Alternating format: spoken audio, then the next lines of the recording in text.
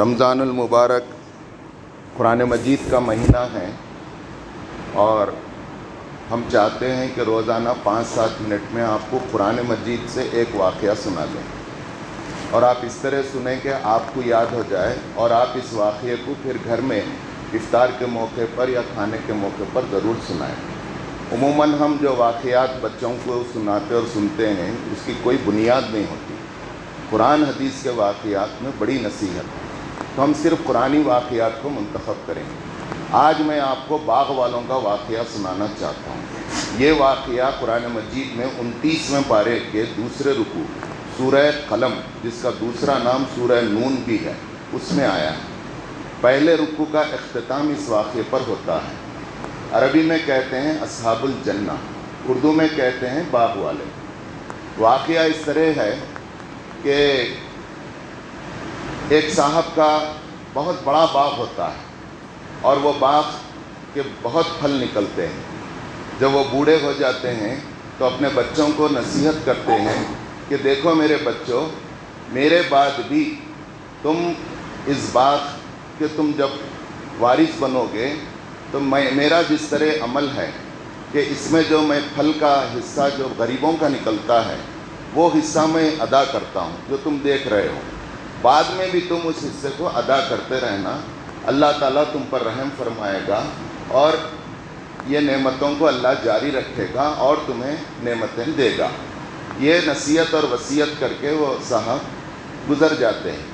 جب بیٹوں کے ہاتھ میں یہ باغ آتا ہے تو عموماً ہر سال باغ کے پھل جب توڑنے جاتے، غریب آتے، باپ کو بھی یاد کرتے، بچے بھی اچھے تھے، وہ پھل غریبوں کے جو حصے کے تھے ان کو دے دیتے تھے۔ ایک سال بہت پھل آ گئے تو ایک جس کے دل میں دنیا بیٹھی ہوئی تھی اس نے کہا، پھل توڑنے سے پہلے اس کی نیت خراب ہو گئی، اس نے کہا دیکھو بھائیو، ایسا کریں گے کہ یہ پورے پھل ہمارے ہیں، ہم نے کتنی محنت کی ہے، کتنی سینچائی کی ہے، کتنی نگرانی اور واچمنی کی ہے، کتنا پیسہ خرچ کیا ہے، کیوں ہم غریبوں کو اتنا بانٹ دینا؟ تو پھر دوسرا بولا کیسا کریں گے؟ یہ سب چیزیں آیتوں میں ہے، کیسا کریں گے رے؟ سب آ جاتے نہ توڑنے گئے تو پورے آ کے ٹھہر جاتے ہیں، تو ان سے نہیں ملنا بولے تو کیسا کریں گے؟ تو تیسرا ایک ترکیب بتاتا ہے، وہ ترکیب یہ بتاتا ہے کہ صبح صبح تڑکے سے سحری کے وقت سے میں آواز دیتا ہوں سب کو، جا کے ہر بھائی کے دروازے پہ کھٹکا مارتا ہوں، خاموش خاموش نکلنا، آوازاں بھی نہیں کرنا، نہیں تو غریبوں کو معلوم ہو جاتا، غریب رشتہ داروں کو معلوم ہو جاتا۔ تو آہستہ آہستہ آؤ، صبح صبح ابھی جب صبح نہیں ہوتی، اندھیرے سے ہم باغ کو چلے جائیں، جا کے باغ کے پھل توڑیں گے اور پورے بھر کے لالیں گے، غریبوں کو معلوم بھی نہیں ہوتا۔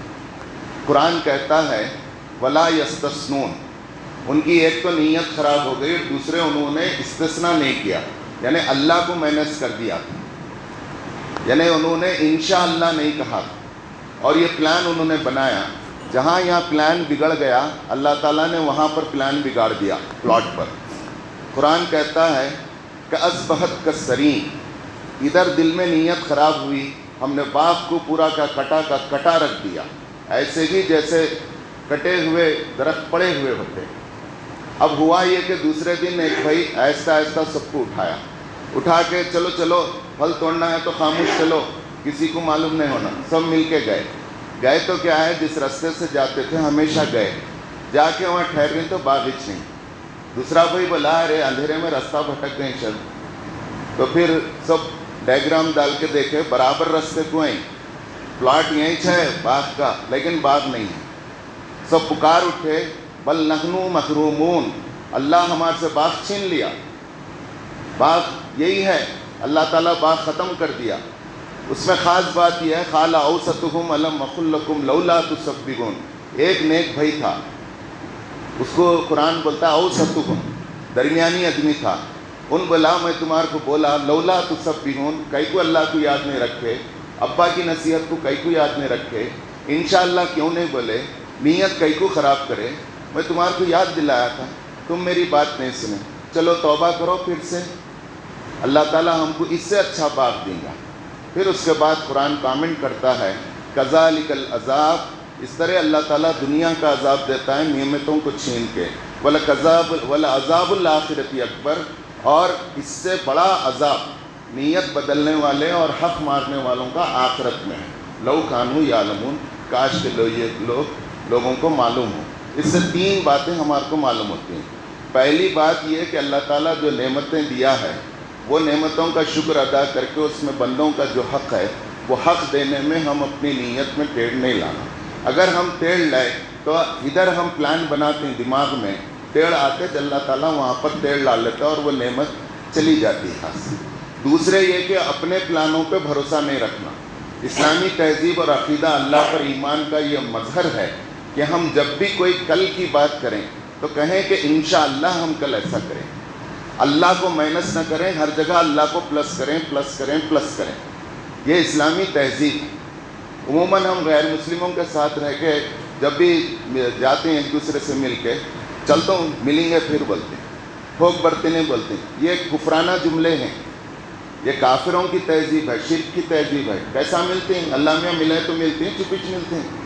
تو اس لیے اسلامی تہذیب یہ ہے، جدا ہوتے وقت سلام، ملتے وقت سلام، زیادہ سے زیادہ آپ یہ بول سکتے ہیں انشاءاللہ میں کل ملوں گا، جا کے آتا ہوں۔ یہ ہندوؤں کا جملہ ہے۔ کہاں سے آتے ہیں؟ اللہ میں اللہ تو آتی نہیں تو نہیں آتے، انہوں موت سے ڈرتے ہیں اس لیے بولتے ہیں جا کے آتا ہوں، ٹھوک بڑھتی ہیں ٹھوک بڑھتی ہیں۔ تیسری اور سب سے اہم بات یہ ہے کہ ہم میں ہر 2 میں کا ایک، ہر 3 میں کا ایک، ہر 4 میں کا ایک، ہر پارٹی میں ایک، ہر صحبت میں ایک، ہر گروپ میں ایک اوسط آدمی ہونا۔ دوسرے اللہ کو بھول رہے ہیں، کون بولنا دیکھو اللہ کو یاد کرو، یہاں پہ یہ غلطی ہو رہی ہے دیکھو۔ اگر تم ایسا نہیں کریں گے، اللہ کو یاد نہیں رکھیں گے۔ اللہ کو یاد رکھنے کا مطلب کیا ہے؟ اللہ کے احکام کو یاد رکھو، اس میں جس کا جتنا حصہ ہے ان کو دیو، ورنہ اس کا انجام صحیح نہیں ہوگا۔ اوسط آدمی کی گھر میں ضرورت ہے، بھائیوں کے درمیان ضرورت ہے، ہر پارٹی میں ضرورت ہے، ہر کالج میں ضرورت ہے، ہر مسجد میں ضرورت ہے، بازار میں ضرورت ہے، ہول سیل میں ضرورت ہے، ریٹیل میں ضرورت ہے، ہر جگہ ضرورت ہے، رشتہ کرتے وقت ضرورت ہے۔ اوسط آدمی یاد دلانا، یہ غلط ہے دیکھو بھائی یہاں غلط ہو رہا ہے، اللہ کو یاد رکھو، اللہ میں اگر ہمارے کو یہ کرا تو نعمتیں سن جائے۔ تو یہ ہے آیت نمبر 18 سے آیت نمبر 33، 29واں پارہ سورہ قلم، جس کا دوسرا نام سورہ نون بھی ہے، باغ والوں کا قصہ۔ انشاءاللہ کل میں آپ کے سامنے کلام پاک میں اور ایک باغ والوں کا قصہ ہے، وہ سورہ کہف میں ہے، 15ویں پارے میں، کل سے